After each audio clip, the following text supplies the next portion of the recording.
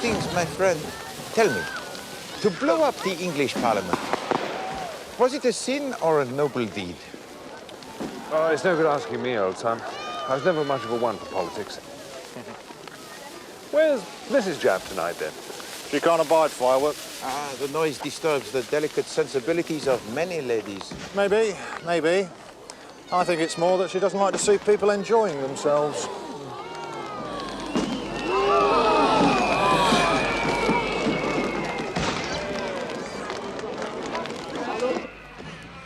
Tell you what, though, what a good night for a murder, eh? I mean, if somebody wanted to kill anybody, nobody would know if it was a gunshot or a firework. But not so good, my friend, if your chosen method is strangulation. No, that's true. No. Or poisoning, come to that. Yes. You're pulling my leg. Yes, Hastings, we pull ever so gently the leg. Well, I still think it's a jolly good night for a murder. Anyway, I'm going to leave you here. This is where I garage my car. Good night, Chief Inspector. Good night, Poirot. Good night, Captain Hastings. Other man. Good night. Steady on, lads.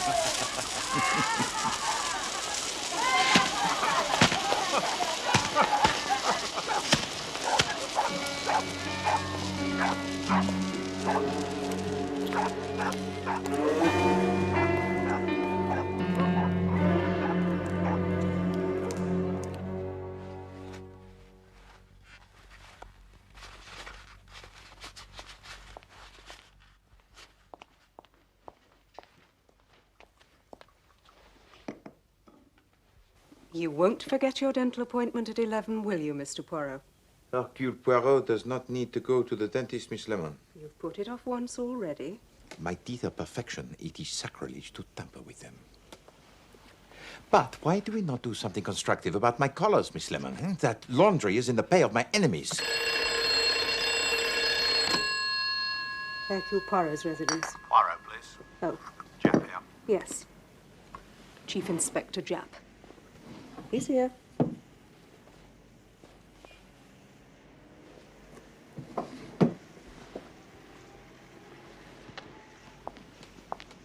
Good morning, Chief Inspector Japp. Here's a strange thing, Poirot. You remember how we stopped at the end of Bardsley Garden Mews last night, where your friend Hastings keeps his car? And Hastings was saying about how the sound of a shot could be covered by the noise of a firework? Yes. Well, someone did it. Really? Not murder, looks like suicide. But they're not entirely happy about it. I'll meet you there in 1 hour. Cancel all my appointments for this morning, Miss Lemon. But I... Good of you to spare the time, Poirot. No, not at all. But I hope you appreciate, my friend, the urgent business I have had to cancel to be here. Oh, really? Oh, yes.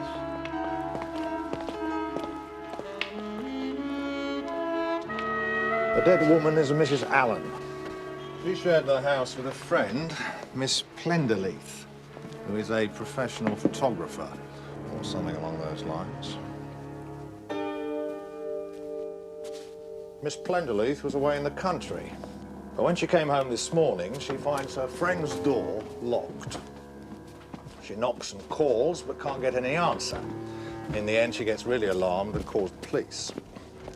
10:45, our lads break the door down, and there's Mrs. Allen lying in a heap on the floor, shot through the head.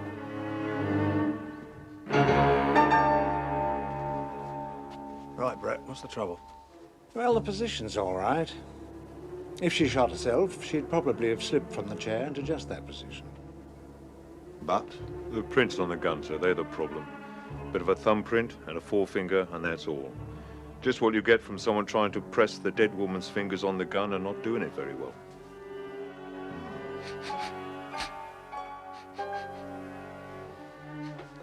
Gun in left hand, wound on the left side. Presumably she was left-handed. It looks as though she's holding the gun. But in fact, she isn't. It's just sort of lying in her hand. Anything else? Yeah, the window was closed and bolted, and the door was locked. We haven't been able to find the key. What's this then?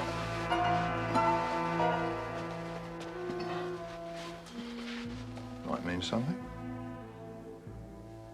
Anything strike you? I was looking at the watch.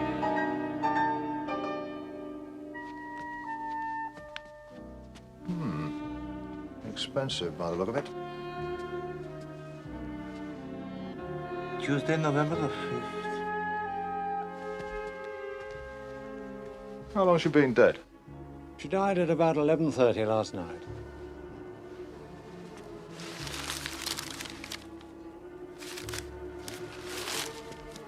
No sign of any note having been written. No. Seems to me all we've got to go on at the moment is the missing key. If the key was here, we wouldn't hesitate. Suicide, we'd say.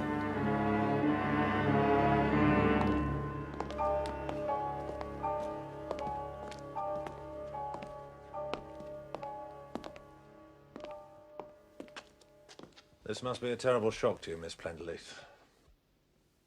I still can't believe it. We'll be as brief as possible. Now, you've already told Inspector Jameson how you found the body when you came in this morning. You were away for the weekend, I take it? Yes, since Friday noon. Pardon, mademoiselle. When you found the door locked, you called the police. It did not occur to you that she might have gone away and locked the door before leaving? Why should she lock it? In any case, she would have left a note for me. And she did not leave any note? Of course she didn't. Tell me about Mrs. Allen, Miss Plenderleith. I met her abroad. She was on her way back from India. I was looking for someone to share a flat with me. We decided we liked each other. What about the husband? Nothing to write home about, apparently. He drank, I think. Died a year or two after the marriage.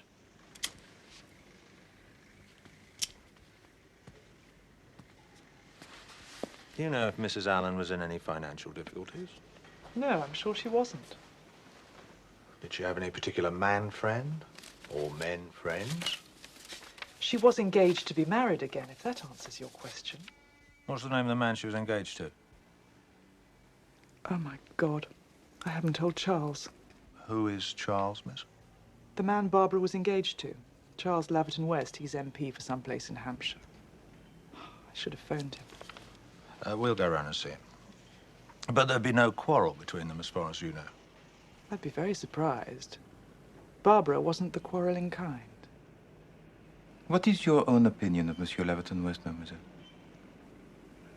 He's young, ambitious, a good public speaker, means to get on in the world. And on the debit side? Well, in my opinion, he's commonplace and rather pompous. Those are not very serious faults, mademoiselle. Oh, you don't think so? Well, they might be to you, but to Mrs. Allen, no. She would not notice them. You were fond of your friend. Yes, very.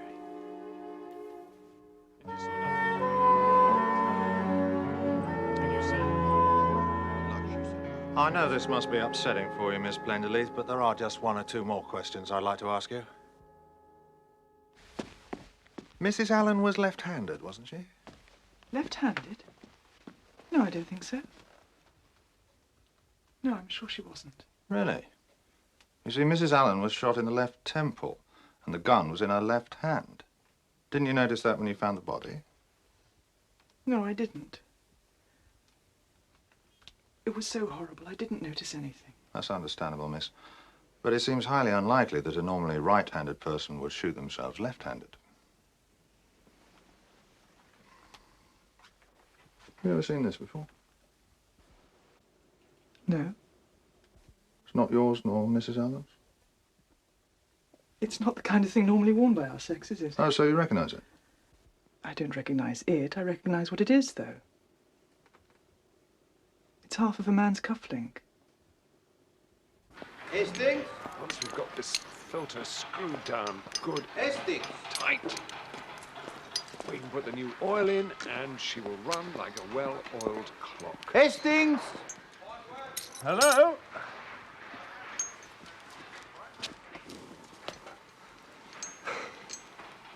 What are you doing, Hastings? Well, I thought I'd just do some work on the car. But you were to ask questions, Hastings, to sound out local opinion. Oh, I've done that. Freddie? Freddie's helping with the oil filter. That'll hold her. Finger tight for now. We'll put the spanner to it when we're putting a new gasket. Right. This is Mr. Poirot. How are you, Gov? I'm Fred Dog. You can call me Freddie. Hello, Freddie. Freddie's got the goods. Did you see something last night? Well, Miss Allen, she went to the post box about 6. About 9:30, though, a car pulled up. Standard Swallow Saloon. Rubbish, really. But it looked smart. A man got out. He was about 45, well set up. Military-looking gent. You've seen him before? Yeah, a couple of times. Dark blue overcoat, toothbrush moustache. He was in there for about an hour. I saw them come out together. So you saw him leave? I don't miss much, Gov. Then you heard what they said, of course. Yeah, he said, think it over and let me know. And she said something, and then he said, so long. And the way they talked, they were friendly, yes? Can't always tell what else, can you? But they seemed all right. You didn't hear what Mrs. Allen said? Nah, she was sort of round behind the door. Now, look here, my boy. I want you to answer my next question very carefully. If you don't know the answer or can't remember, you just say so. That clear? Ask the question. Which of them shut the door? Mrs. Allen or the gentleman? I think the lady did. No, she never. It was him. He pulled it to with a big bang and then got into the car really quick. Yeah. Here you are, my boy. You seem a bright kind of shaver. Here's 6pence for you. That's very kind of you, sir. But you couldn't see a way to making it a shilling, could you? Go on, clear off.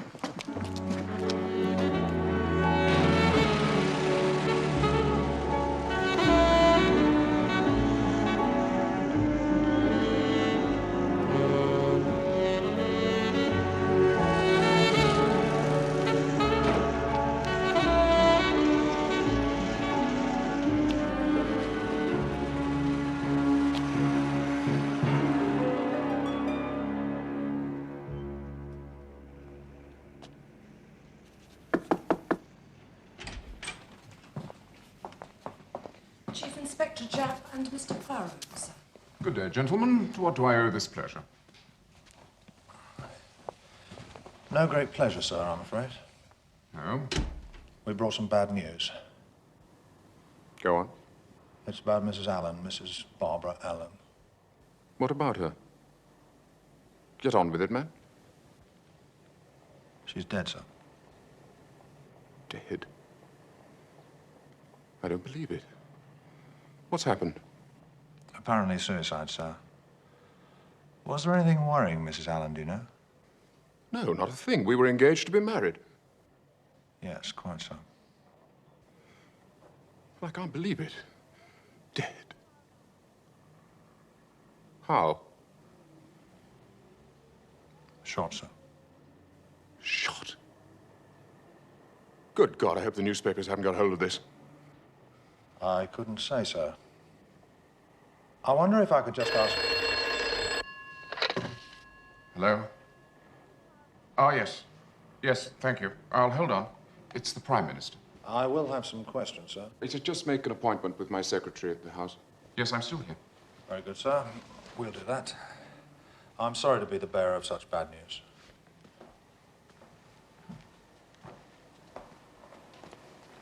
Pardon, monsieur.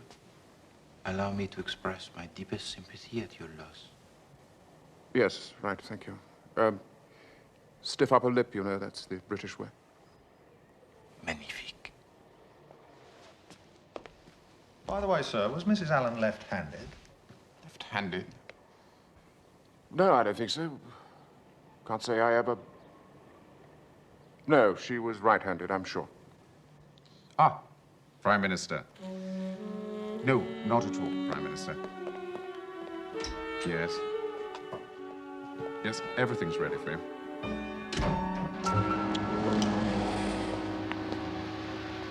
What a stuffed fish. No, not a stuffed fish, a boiled owl.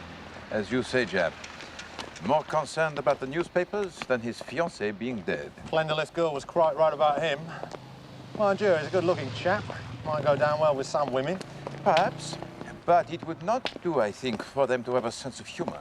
The important thing is, everyone seems agreed that Mrs. Allen was right-handed. Yes. Of course, one must not jump to conclusions, mon ami. Never mind about jumping to conclusions, Poirot. This is a murder we're dealing with.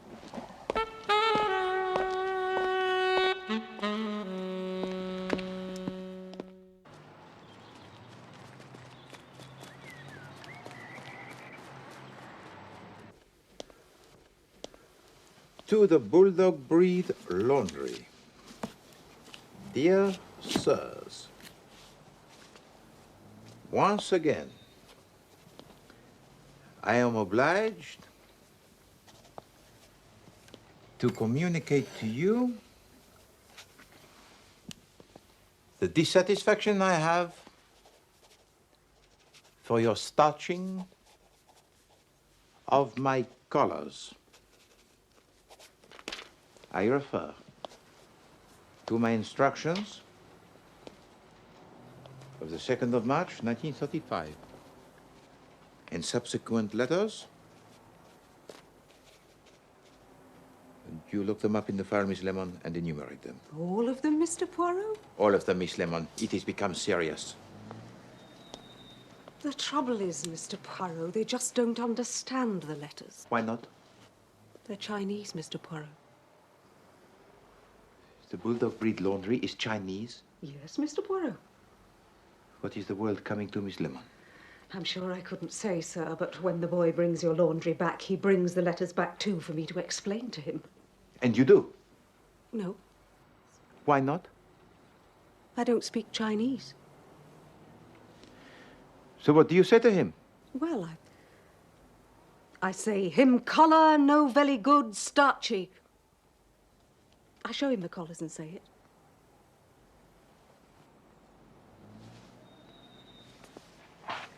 Hastings, my friend, you spent some years in China, did you not? No, absolutely. Fine fellows, fine fellows. Did you ever have any trouble with your laundry? Yes, I did, as a matter of fact. And what did you say to them? Well, I said, him collar no very good starchy.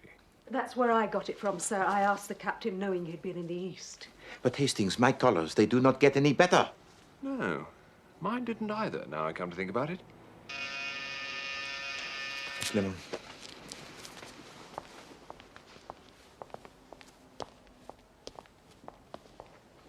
Why don't you get yourself some turned-down collars, Poirot?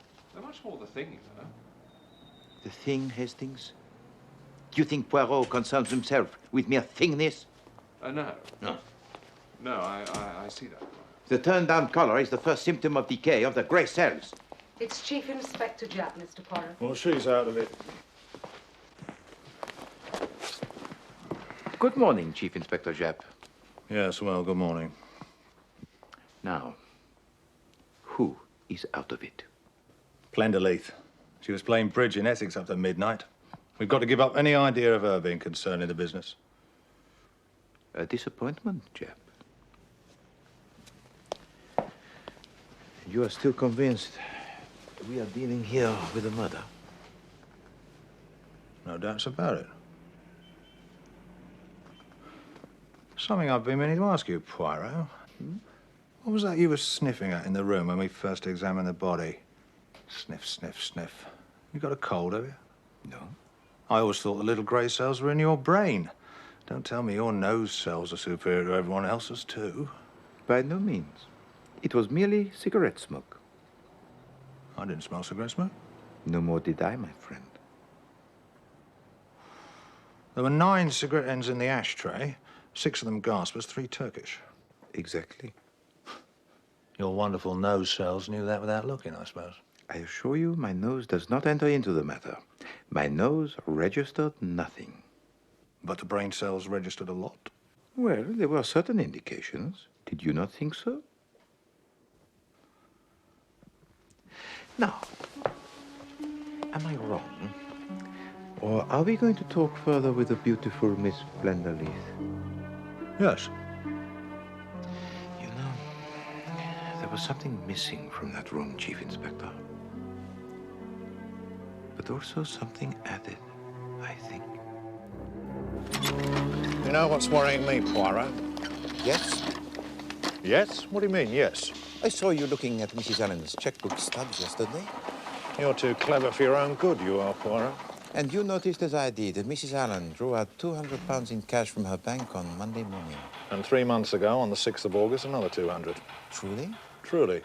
And there's no £200 in this house that my lass could find. I'm afraid, Miss Plenderleith, that we are no longer treating this as a case of suicide. Suicide? You see, being as how your friend was in no way, shape or form likely to commit suicide, we have to consider the alternative, murder. Murder? Are you sure? How horrible. Horrible, perhaps, mademoiselle. But impossible? I suppose it's possible. And if there was a murder, there would have to be a motive. Ask me any questions you like. But I don't see how I can help you.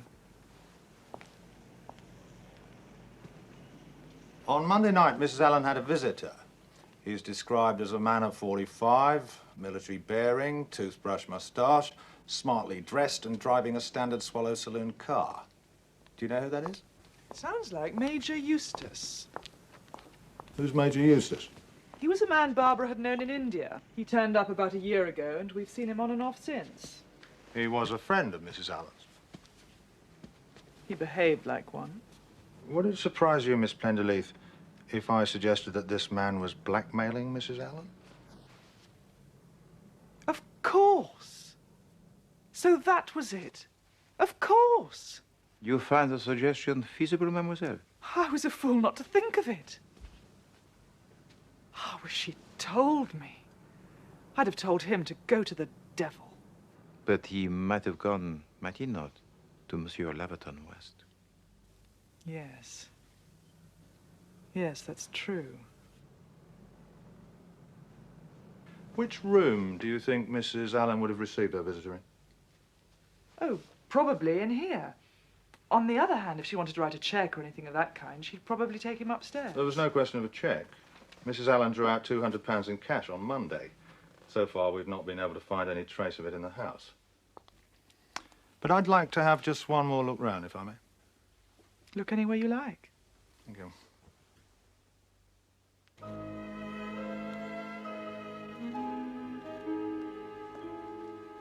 Would you like to sit down? Thank you.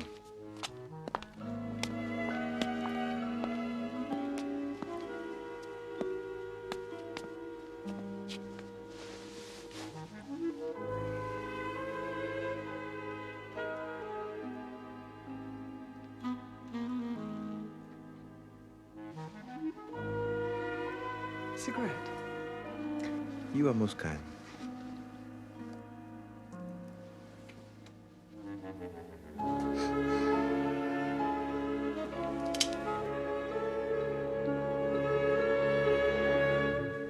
This cupboard under the stairs, Miss Plenderleith.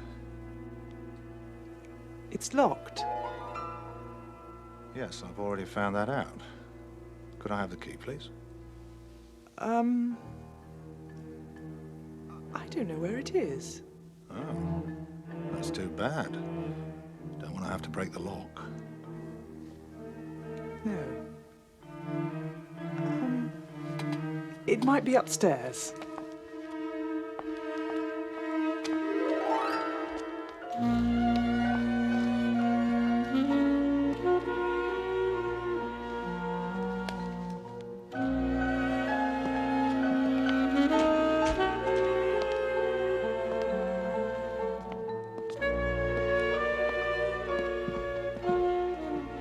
I managed to find it. Good.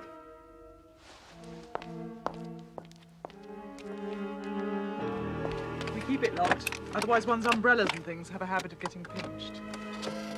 Very sensible.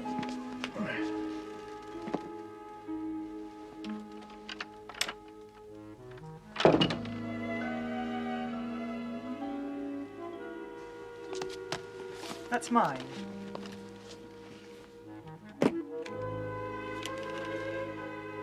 It came back with me yesterday morning, so there can't be anything there. Just as well to be on the safe side.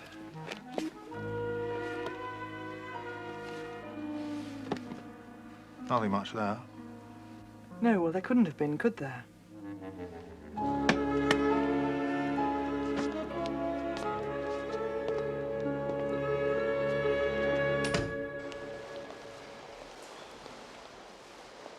Sorry to bother you again, Mr. Labden West. Couldn't it have waited? This sort of inquiry is often inconvenient, sir. I don't mind the inconvenience if I see the results. Have you any idea yet, Chief Inspector, what caused Mrs. Allen to take her own life? Well, perhaps it will be more understandable, sir, if I tell you that it was not suicide, but murder. What are you talking about? Have you any idea, Mr. Labden West, who might have any conceivable motive? No. It's bizarre. The mere idea is unimaginable. She never mentioned any enemies? Anyone who might bear a grudge against her? Never. Do you know Major Eustace? Eustace? Eustace? Oh, yes, I remember.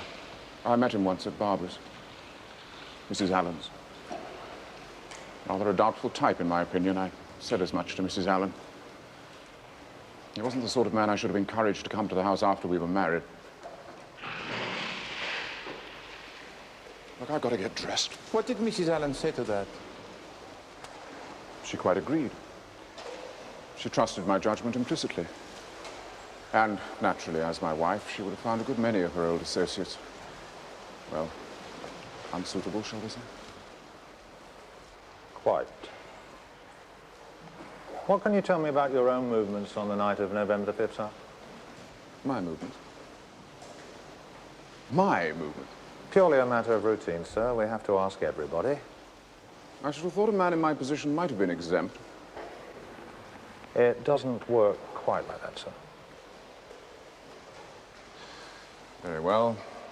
Let me see. I was at the House of Commons. Left about 10:30, went for a walk along the embankment. Watched some of the fireworks.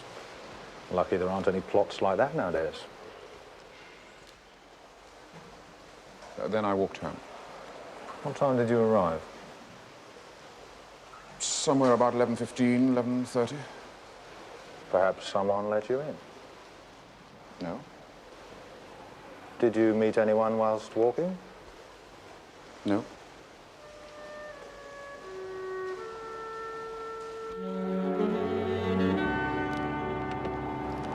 What an alibi. So feeble, it must be genuine. No, I'm not bothered about him. It's the Plenderleith girl that worries me. I'd still like to know why she got so hot and bothered about that briefcase. That's something in your line, Poirot. You like chasing about after the kind of triviality that leads nowhere. The mystery of the perambulating briefcase. Sounds quite promising.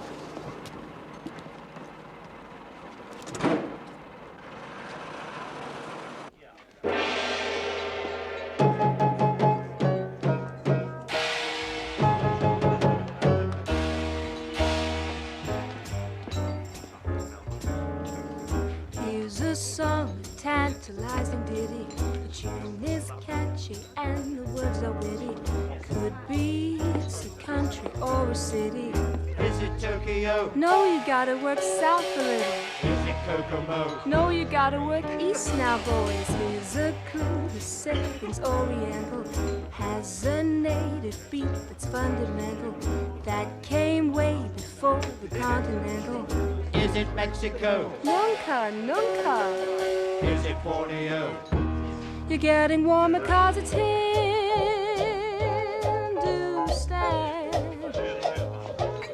where we stop to rest our tired caravan.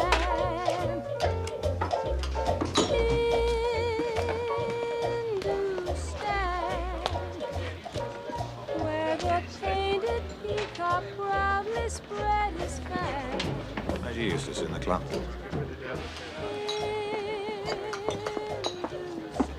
Major Eustace. Yes? Chief Inspector Japp, Scotland Yard. Oh, yes? Drink. No, thank you, sir. Might we have a word? Yes. Shall we go over here?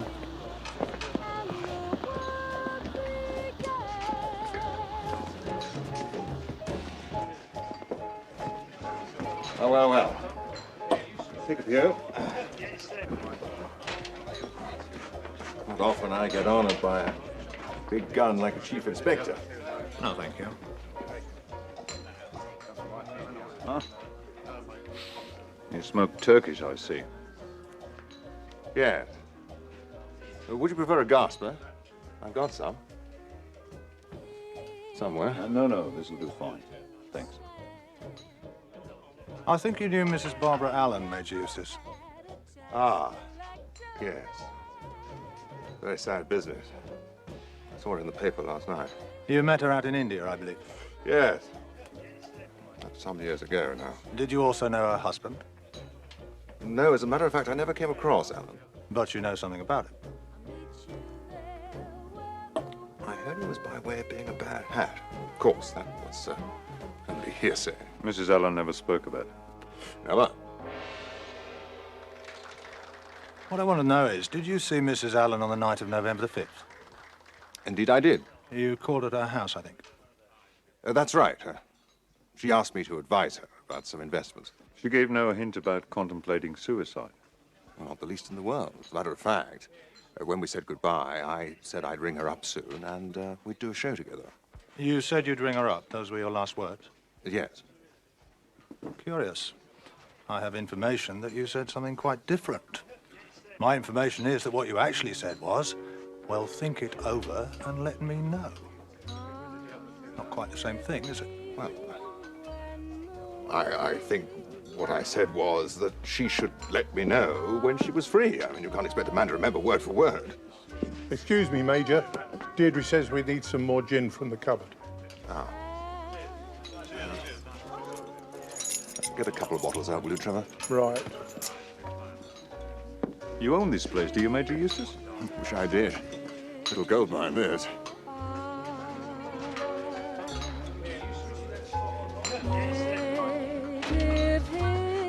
You say that Mrs. Allen asked you to advise her about investments. Did she by any chance entrust you with a sum of £200? What the devil do you mean by that? Well, Mrs. Allen drew out the sum of £200 in cash from her bank. Some of the money was in £5 notes. They can be traced by their numbers, of course. Well, trace them then, and be damned to you.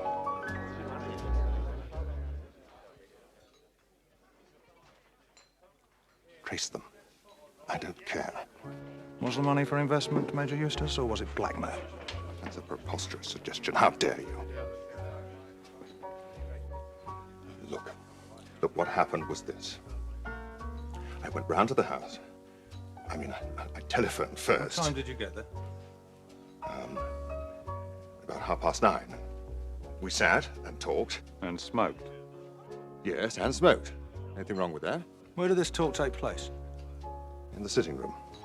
As I said, we sat and talked quite amicably. And then I left just before about 10:30. You stayed in the sitting room throughout your visit? Yes. You didn't go upstairs to Mrs. Allen's own room? No. Could I just look at your cufflinks, Major Eustace? Cufflinks? You can refuse if you wish, of course. I've got nothing to hide.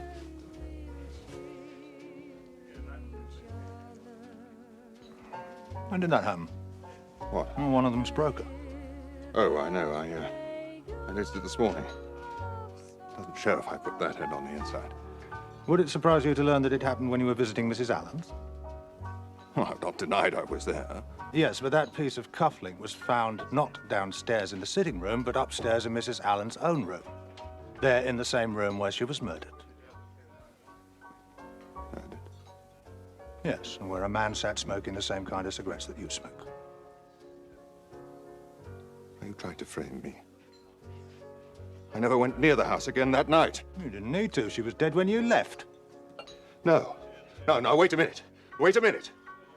You've got someone who heard me talking to Barbara on the doorstep. You said... They heard you talk to her, then pretend to wait for her to answer and then talk again. That's an old trick. Oh, my God, it isn't true. Robert Erskine Eustace, I must ask you to accompany me to the police station.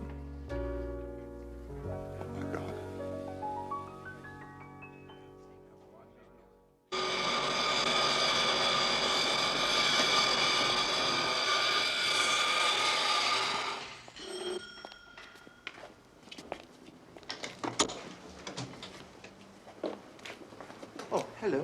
Yes, dear? Could I please speak to Miss Plenderleith? Well, you could, dear, if she was here. She's gone off playing that golf. Golf? If you please. And that poor Mrs. Allen's still lying cold down at the mortuary.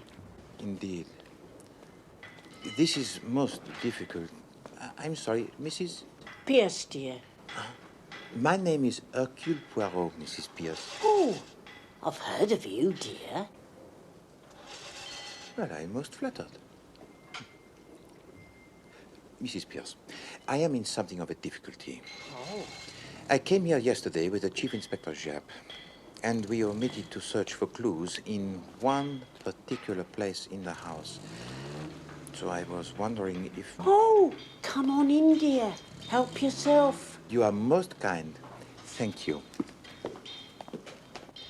My old man will be ever so tickled when I tell him you was here, dear. Always reading your exploits in the paper, he is. Ah, that's very nice, Mrs. Pierce. May I? Yes, go on. Drive you to drink, he would. Reading all that rubbish in the newspapers.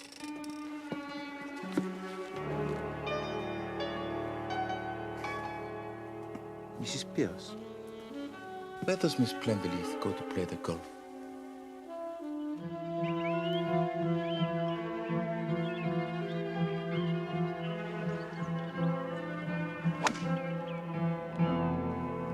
Are you sure he's all right, Captain Hastings? The name of Poirot is feared on golf courses all over the continent. You don't happen to have a handicap certificate on you, do you, sir? No, I'm fine. Now, there should be a little hole somewhere, and I have to push the ball into it. You see that flag there? No. In front of the big tree, a little patch of red. Ah, yes, good. That's where the little hole is. No. Won't keep you a moment. Now, all you have to do is hit it with that.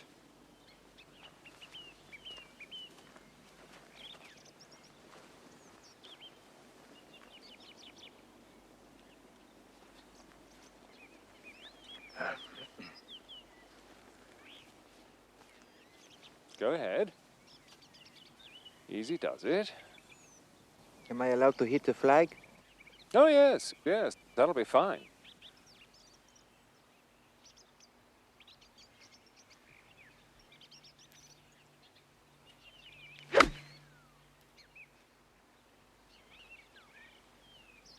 No, it will not hit the flag, I think. Oh. Bad luck. Hastings, how will we ever catch up with Miss Plenderleith if you take so many hits each time? Well, we can't. She started out an hour and a half ago. We might see her coming back at one of the parallel holes. I do wish you'd stop rummaging around in the dustbins. Ha. Not another one. Number 3, Hastings. Someone's having a bad day. People do break clubs, you know. Well, 3 clubs in 3 holes? Well, what then? Well, Miss Plenderleith is getting rid of some golf clubs in a place where she thought they would never be noticed.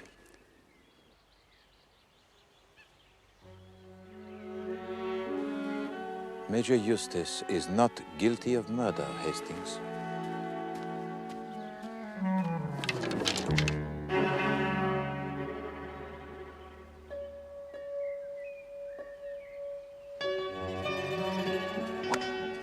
Lost your ball again, Poirot. Shh. Keep out of sight.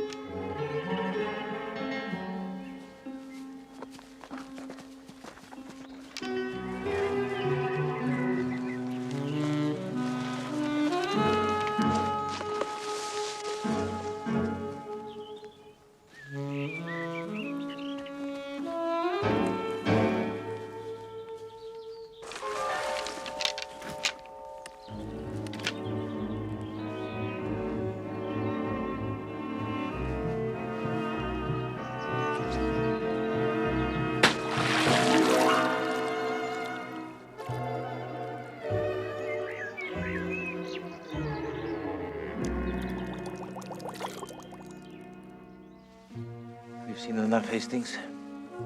I must regretfully abandon our most interesting game and go and telephone the Chief Inspector Jab. Come on.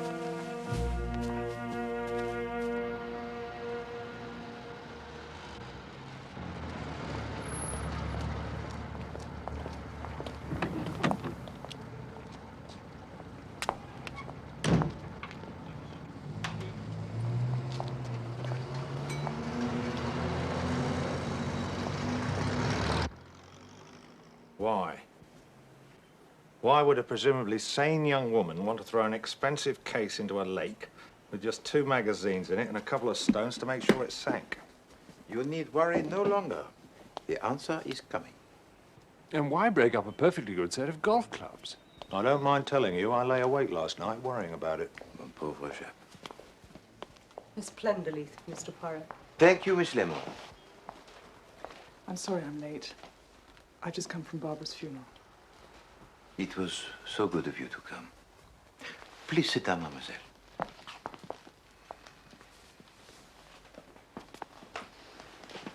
I have certain news to give you. I read it in the papers. Major Eustace has been arrested. It was murder, then? Oh, yes. The willful destruction of one human being by another human being. And now, mademoiselle, I'm going to tell you just how I arrived at the truth in this matter. He has his methods. I humor him, you know. To begin with, there was the smell of the cigarette smoke. Which I didn't smell. Precisely.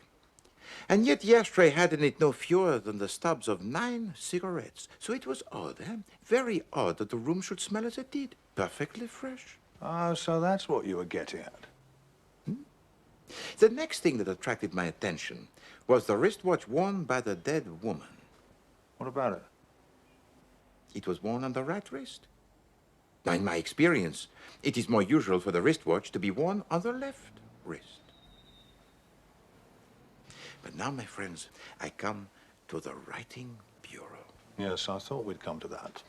Yeah, the blotting pad had on top a clean, untouched piece of blotting paper. The sheet was clean because Barbara hadn't written any letters that day. Yes, she had. Freddie saw her post some letters at 6 o'clock. Well done, Hastings. So what then happened to the piece of paper on which she had blotted her letters?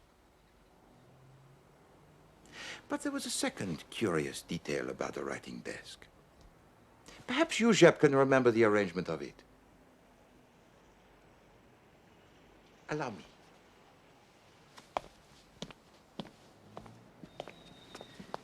Inkstand and blotting pad in the center. The pen tray to the left. The calendar and the quill pen to the right. Bien? Yes? Ah, you do not see. The pens for use were in the pen tray on the left. Is it not more usual to find the pen tray on the right, more convenient for the right hand? So, I made myself a picture, chap. A picture of Miss Plenderleith arriving home after the weekend. A picture of Miss Plenderleith opening the door and finding her friend lying dead with a pistol clasped in her hand. Barbara? Her left hand, naturally, since her friend was left-handed. In spite of everything Miss Plenderleith has done to convince us that her friend was right-handed. There is also a note addressed to you, mademoiselle. It was, I fancy, a very moving letter about a young, gentle, unhappy woman driven by blackmail to take her own life. I think almost at once the idea flashed into your head. Let him be punished. You take up the note and the top sheet of blotting paper. Then you go downstairs and light the fire and drop both into the flames.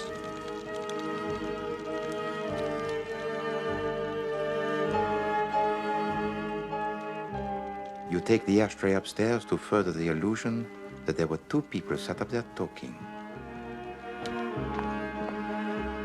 You also have a lucky break. You discover a fragment of Major Eustace's cufflink in the sitting room. You take that upstairs too. You expect that to clinch the matter.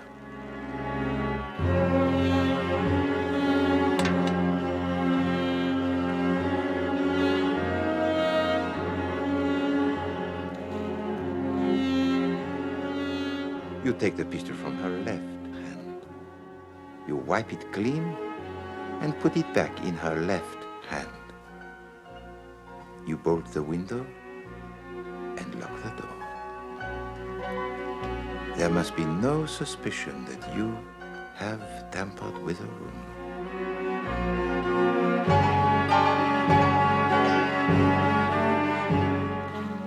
And so it goes on. Oh yes, mademoiselle, it was clever. A very clever murder. For that is what it was. The attempted murder of Major Eustace. It wasn't murder. It was justice. That man hounded Barbara to her death. Poor kid. Just because she got involved with some married man in India and had a baby. When the child died, she came back to England. She met Charles and fell in love with him. God knows why, the pompous little tick. And then that devil Eustace turned up from India. If you'd read that letter she left me, you'd understand why I did what I did. She loved Charles, she said. She couldn't live without him. But for his own sake, she mustn't marry him. She was taking the best way out. I wish you'd seen that letter. And you call it murder. Because it is murder. The man you wish to trap is already in prison. Do you really wish to destroy him? Do you really wish to destroy the life, the mind of any human being?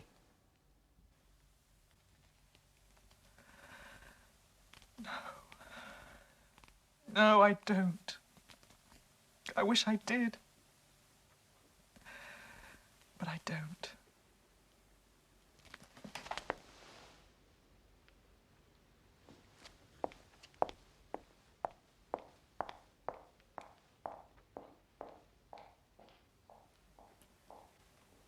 Well, I'm jiggered.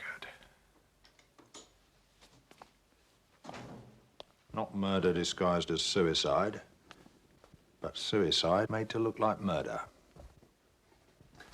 And cleverly done, too. Nothing overemphasized. Wait a minute. What about the briefcase? What about the golf clubs? Well, they were Mrs. Allen's. You see, Jane Plenderleith had to convince us that her friend was right-handed, if we were to believe she had been murdered. With the golf clubs, they were the left-handed. Of course. And when she opened the cupboard, she tried to focus our attention on the wrong object. So she used the briefcase as a, what is it, a bloater? Kipper? Red herring. Absolutely. And now, my friends, it is time for me to take you to lunch.